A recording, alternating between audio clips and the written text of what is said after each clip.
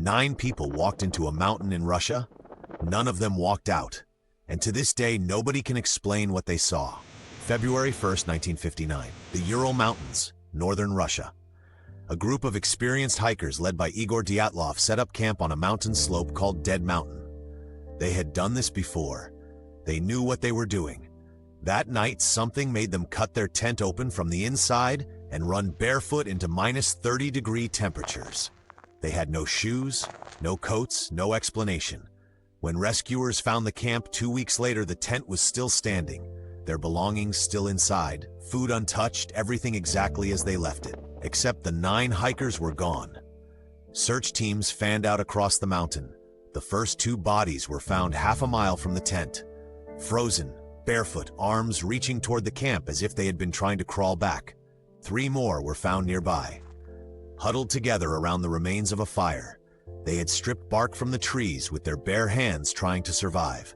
One had burns on his hands, but the fire had gone out hours before he died. Why didn't they go back to the tent? It was right there. Then the investigators found something that changed everything. 2 of the bodies had fractured skulls. One had a crushed chest, the kind of injuries you get in a car crash, not on a mountain. There was no external damage to the skin, no bruising, no cuts. The force had come from inside. Then came the detail that nobody could explain. 3 of the bodies were radioactive. Not slightly, dangerously. One of the female hikers was missing her tongue, her eyes, her lips removed, not by an animal. The cuts were too clean. Soviet authorities closed the investigation within weeks. Classified everything.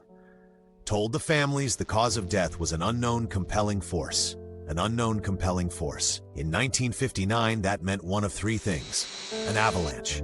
Except there was no avalanche debris and the tent was still standing. Military testing. The Soviet government was conducting secret weapons tests in the Ural Mountains that year. Witnesses 50 miles away reported glowing orange orbs in the sky that night. Or something else. Something the Soviet government didn't want anyone to know about.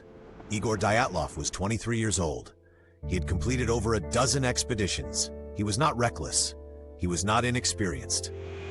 Something on that mountain terrified 9 experienced hikers so badly that they chose to run into minus 30 degrees with no shoes rather than stay inside a warm tent.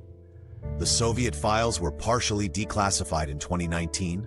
They raised more questions than they answered. The case was officially closed again in 2020.